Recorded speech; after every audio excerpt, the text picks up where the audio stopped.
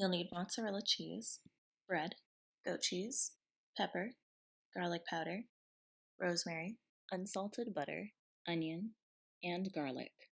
First, you're going to dice your onion into about small little squares and then mince your garlic. Set your stovetop to medium heat. Carve out about more or less half a teaspoon of butter and then let it melt in the pan. Add in your chopped onion. Cook it before it turns translucent and then add in the rosemary. Lastly, add in your garlic and cook until it's just a little bit fragrant. When all is done cooking, set aside. Keeping heat to low, add less butter than what you used to cook the onion so you can use it for the bread.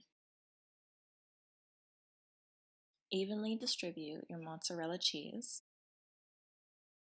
Sprinkle pepper and garlic powder.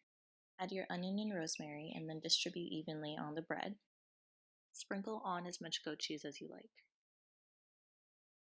And you can add more mozzarella cheese to make it cheesier. Flip each side every few minutes so it's lightly browned or until the cheese completely melts. Pair with a garden salad and enjoy.